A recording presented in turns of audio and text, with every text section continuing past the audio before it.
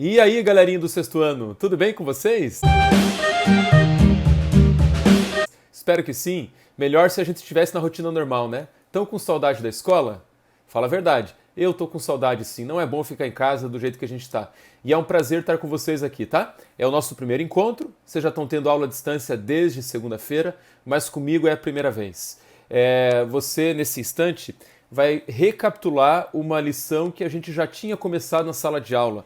Lembrando que nossas aulas, aqui principalmente, nesse nosso método agora, vão seguir, olha, direitinho e à risca o nosso material de estudo. Então tenha ele em mãos, tudo bem? Nós havíamos quase que terminado a lição número 2 lá na sala, que fala sobre o perigo da desobediência. E é ela que a gente vai dar uma relembrada e concluir agora, tudo bem? Mas antes vamos fazer uma oração? Vamos lá. Senhor Deus e Pai, nos abençoe agora na conclusão dessa lição, que tem importantes questões para ensinar para a gente. Que o Senhor também cuide de cada família, que eles estejam na Tua graça, na Tua proteção, e que agora, junto aqui conosco, no estudo desse capítulo, que a gente possa aprender um pouco mais sobre a Tua vontade para nós. Em nome de Jesus, amém. Galera, como a gente já havia quase que terminado essa lição aqui, ó, estão vendo aí? Na sala de aula, que fala sobre Caim e Abel. O título é O Perigo da Desobediência. Portanto, então, agora eu só vou dar uma relembrada para concluir essa lição. Tudo bem? Eu vou separar com vocês aí 5 tópicos dessa lição, que são 5 pontos mais importantes. Eu vou falar um pouquinho sobre cada um deles, você com isso vai relembrar alguma coisa que vimos em sala de aula, vai retomar algumas outras e aí a gente vai concluir todos juntos daqui a pouquinho. Tudo bem? Então vamos lá. Aí estão os 5 tópicos da lição. O primeiro é falar sobre o livre-arbítrio. Quando a gente fala da história de Caim e Abel, você tem que lembrar que assim como os pais dele, Adão e Eva, e assim como todos nós seres humanos, fomos criados com liberdade ou livre-arbítrio. Foi um presente dado por Deus a nós. Embora, às vezes, esse livre-arbítrio nos coloque em situações difíceis, porque nem sempre é fácil a gente decidir por aquilo que é melhor. A gente tem que lembrar também que a nossa liberdade implica no fato de que a gente sempre vai colher consequências daquilo que a gente faz. A liberdade é uma bênção, mas se você usar mal a sua liberdade, as consequências não serão boas. Se você fizer coisa ruim agora, você vai acabar colhendo consequências ruins. Tem uma frase legal, até citei na sala de aula, lembra dela, hein? Ó, eu sou livre para tomar as minhas escolhas, mas eu não sou livre para escolher as consequências. Ou seja, elas virão de acordo com as escolhas que fizemos. Se a minha escolha é boa, a minha consequência será boa. Se a minha escolha for ruim, a consequência será ruim.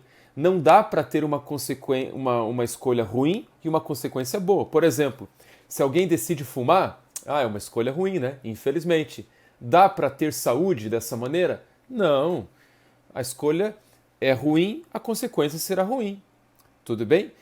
Tem um ditado popular que define muito bem isso. A gente colhe aquilo que a gente planta. Você sempre vai colher os resultados da mesma natureza da semente que você plantou. Então esse é o primeiro ponto, beleza? Ok. Vamos ao nosso segundo ponto. Tá aí? Deus pediu a mesma coisa para Caim e para Abel. O que Deus pediu para os dois? Que construíssem um altar e sacrificassem nesse altar um cordeiro. Você pode pensar ou achar estranho o sacrifício de cordeiros naquela ocasião, mas quando Deus pediu o sacrifício de cordeiros, já lá na época de Adão e Eva, e depois isso se tornou comum durante todo o Velho Testamento, não é porque Deus se agradasse do sofrimento dos animais, claro que não. É porque aquele cordeiro era um símbolo do Filho de Deus que um dia viria morrer por nós. Portanto, cada vez que alguém sacrificava um cordeiro após ter pecado, era para ele se recordar, se lembrar da promessa feita por Deus a Adão e Eva lá no Éden, de que um dia viria como homem e morreria como um cordeiro, no lugar de todos os pecadores. Portanto, sacrificar cordeiros demonstrava fé no Messias, fé no Jesus que viria um dia e morreria por nós. Portanto, quando Deus pediu os sacrifícios para os dois irmãos, Caim e Abel, Deus pediu a mesma coisa, que os dois oferecessem aquilo que Deus havia requerido, que era o sacrifício de um animal. E aí abre já espaço para o terceiro ponto. O terceiro é: Deus espera obediência completa. Quando a gente se recorda de que Deus pediu dos dois irmãos a mesma coisa, um altar com o sacrifício de um cordeiro, veja que os dois ouviram a ordem de Deus, os dois construíram um altar, os dois provavelmente colocaram lenha sobre o altar, mas na hora de colocar a oferta, aí a coisa mudou. Abel, em obediência a Deus, ofereceu um cordeiro, mas Caim, não obedecendo a Deus, quis oferecer aquilo que ele achava melhor, que era o resultado do trabalho dele com a terra. Lembra que Caim era agricultor, enquanto Abel era pastor? A questão ali não tinha nada a ver com a ocupação deles. Deus pediu cordeiro para ambos. Nesse ponto a gente tem que lembrar de uma lição. Deus não quer obediência parcial. Caim obedeceu quase tudo, mas não obedeceu de maneira completa. Deus não quer uma obediência pela metade, porque obediência pela metade é desobediência total. Entendeu? Quando Deus pede algo, Deus espera que a gente obedeça tudo. Quando tua mãe pede alguma coisa, ou teu pai pede alguma coisa, resolve obedecer pela metade?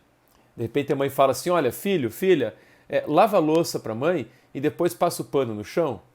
Olha, a tua mãe ou teu pai espera que você faça tudo. Fazer só uma parte não é o que eles esperam para você, nem de você. Tá bem? É a mesma coisa Deus conosco. Deus espera que a gente obedeça por completo, porque isso vai ser sempre melhor para a gente. Sempre vai nos trazer mais felicidade e vai abrir a gente para poder receber ainda mais bênçãos de Deus. Tá bem? Obediência completa. Não existe obediência pela metade. Aí vamos agora para o quarto ponto. Caim e Abel, 7, representam dois grupos. Por que eu coloquei Abel/7? 7 não é numeral, tá? Não é o número. É o nome do terceiro filho de Adão e Eva que entrou em substituição a Abel. Como Abel foi morto por Caim, e Caim depois foi expulso, Adão e Eva ficaram sem nenhum filho, não junto com eles, porque Caim já não estava mais ali, foi para uma terra distante, diz a Bíblia. Então, o terceiro filho deles, que se chamou Sete, acabou vindo como substituto de Abel. E aí depois você tem dois grandes grupos representados por esses dois personagens. Caim acabou dando origem a uma geração que sempre andou em rebelião contra Deus, nunca se dispôs a obedecer a Deus. Os descendentes de Caim ficaram assim marcados e infelizmente seguiram o mesmo caminho. Ali no comecinho da Bíblia, eles são chamados de os filhos dos homens, os descendentes de Caim. Depois, os descendentes de Sete tiveram uma postura completamente diferente. O perfil da descendência de Sete era de lealdade a Deus, de obediência a Deus. Então a gente tem a partir desse momento dois grupos representados por esses dois filhos de Adão e Eva, Caim e Sete. Os filhos dos homens, da desobediência, e os filhos de Deus, como a Bíblia também os chama, os filhos da lealdade, aqueles que são marcados pela obediência e fidelidade a Deus. Os dois grupos, infelizmente, agora vão seguir até quando Cristo voltar, sabia? Até hoje tem aqueles que obedecem e aqueles que não obedecem. Aqueles que são leais a Deus, aqueles que estão sempre em rebelião contra a vontade de Deus. E fazer parte de um ou outro grupo, sabe de quem é a escolha? É tua, hein? É tua escolha. Eu posso escolher por mim. Seus pais escolhem por eles. Mas você escolhe por você. Essas são as implicações do livre-arbítrio. Lembra que eu falei no começo? É uma bênção ter liberdade, mas é também uma responsabilidade. Porque se a gente escolher mal, a colheita lá no final pode ser ruim. E agora vamos para a quinta e última lição. A regra diz, como já citei, nós colhemos aquilo que plantamos. Mas, infelizmente, o nosso mundo é de pecado. Não é aquele ideal que Deus planejou no começo. E nessa terra, nessa vida de pecado, essa regra pode ter exceções. Quer um exemplo? Tá aí o exemplo de Abel, que acabamos de estudar. Abel foi leal a Deus. Abel plantou uma boa semente. Ele estava fazendo a coisa certa. Ele usou o livre-arbítrio dele para fazer boas escolhas. Mas aí você analisa assim, qual foi o resultado para a vida de Abel? Ele morreu. Nossa, pastor, que colheita, que resultado? Pois é, no nosso mundo de pecado, essa regra tem exceções. Nem sempre, aqui na Terra, estou falando, tá, galera? Nem sempre fazer a vontade de Deus aqui trará bons resultados diante dos homens, diante das pessoas. Às vezes, por se manter fiel a Deus, leal a Deus e decidir fazer a coisa certa, às vezes a gente até colhe problemas com isso, porque tem gente que não gosta. E a gente tem que lembrar que a gente também trava uma luta contra o inimigo de Deus, que é o anjo rebelde, Satanás.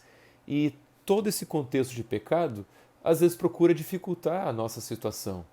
E Deus não nos livra de toda dificuldade, não. Até porque Ele sabe que dessa maneira a gente desenvolve mais fé e confiança e firmeza nele. Então, gente, nem sempre obedecer a Deus trará bons resultados aqui. Vou dar mais um exemplo. Lá no início da nossa era cristã, lá no primeiro século, no ano 100, os primeiros cristãos enfrentaram grandes problemas. Eles eram fiéis a Deus, mas eram perseguidos como bandidos, como pessoas contrárias à ordem, como pessoas rebeldes. E eram mortos por isso. O Império Romano matou milhares de cristãos. Aquele Coliseu que hoje a galera vai lá visitar, que é um monumento, uau, né? Fantástico, bonito. Eu nunca fui, não sei se você já foi lá, eu nunca fui. Mas aquele monumento lá é bonito hoje. Mas no primeiro século, sabe para que servia? Ó, a fotinha aí, ó, tá vendo? Era para matar pessoas. Entre gladiadores e tantos outros que morriam, cristãos, milhares deles também morreram nesse lugar. Por quê? Porque decidiram ser fiéis a Deus. Infelizmente, perderam a vida. Na Idade Média, muitos outros também acabaram pagando o mesmo preço por não abrirem mão da palavra de Deus. Alguns tiveram que fugir de suas cidades. Quando eu falo Idade Média, lá pelo ano 1200, 1300, 1400, naquele tempo lá, você já estudou em história esse período da Idade Média. Naquela época, para quem era fiel a Deus, as dificuldades eram grandes. Alguns tinham que fugir das suas cidades, morar afastados em montanhas para conseguir adorar a Deus, senão seriam presos, condenados e mortos. Nem sempre a regra de plantar e colher dá certo. Pastor, mas então que garantia eu tenho ou que motivação eu tenho para fazer a vontade de Deus aqui? Eu vou te falar. Preparado? Se prepara. Galera, aqui nem sempre a gente vai colher o bem do que fazemos. Mas você acha que Deus esquece daquilo que a gente faz? Não, Nanina, não. Deus tem o registro completo de tudo aquilo que essas pessoas boas fizeram, embora tenham sido mortas. Deus sabe exatamente a vida que elas tiveram. E um dia elas vão receber o prêmio delas. E sabe qual vai ser o prêmio delas? Muito maior que uma vida tranquila aqui. Muito melhor que qualquer coisa que você pode imaginar. O prêmio delas será a vida eterna. Quando Cristo voltar, elas estão com a salvação garantida. Não vão morar numa boa cidade, não vão morar num lugar tranquilo, não vão morar na companhia dos amigos, simplesmente. Eles vão morar na melhor cidade, na cidade de ouro que Deus está preparando para a gente. Eles vão morar no lugar onde a paz é eterna, e a alegria e a felicidade com as pessoas que se ama, eterna, face a face com Deus também. Eles vão morar num lugar que não dá nem para imaginar como é que vai ser. Um prêmio muito melhor do que qualquer vida tranquila aqui nessa história, nessa terra. Entendeu? Então, mesmo que a gente não colha sempre os bons resultados das nossas escolhas, aqui o prêmio não vai ser perdido. A herança não será esquecida. Entendeu? Tá ligado? Lá, quando Cristo voltar, o prêmio será teu. Então, olha a frase que eu vou falar. Se quiser anotar no livro, igual eu falo na sala, né? Anota no livro. Mesmo diante das dificuldades, sempre vale a pena obedecer. Porque no final, o resultado virá. Tá bom, galera? Que Deus te abençoe. Agora é o seguinte, vamos fazer uma oração. Claro que eu não vou terminar essa aula desse jeito, eu vou fazer um convite. Decida sempre fazer a coisa certa, mesmo que todo mundo pense diferente. Se Deus te mostra o que é certo e você está com isso aqui claro na cabeça, faça exatamente isso aí. Não troque a sua decisão certa por aquilo que os outros acham que você tem que fazer. Entendeu? A gente tem que ter assim a nossa liberdade, o nosso livre-arbítrio bem conservado, para a gente tomar as escolhas, não deixar os outros escolherem por nós e usar essa liberdade sempre para a direção certa, para fazer escolhas que vão nos garantir a salvação quando Cristo voltar. Tá bom? Não se desanime com as dificuldades, lembre-se que Deus está sempre com você e sempre vale a pena fazer a vontade dele. Como eu falei, eu espero e você também deve aguardar a recompensa quando Cristo voltar, tá bem? Vamos fazer uma oração? Vamos lá.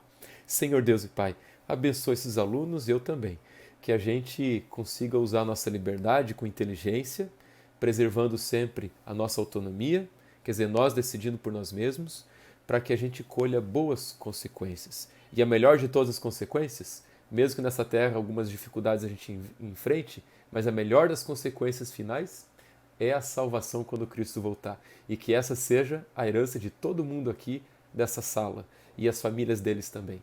Fica conosco, obrigado por tudo, em nome de Jesus. Amém. Amém.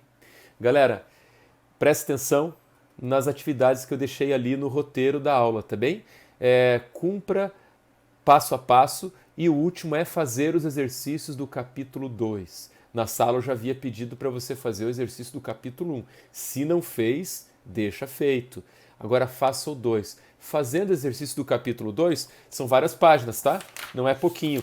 O livro do sexto ano tem bastante exercício, ó. É a página 13, 14, 15, 16 e a página 17 vai até a 18. O exercício 12 da 18 não precisa fazer, tá bom? Mas faça até a 18 ali no exercício número 11. Tá bem, galera? Todas essas páginas. Faça tudo isso, tá escrito lá no roteiro. E aí como é que você vai fazer? Vai ter que tirar uma foto, não tem jeito, tá bom? Tira uma foto e manda para mim no meu privado.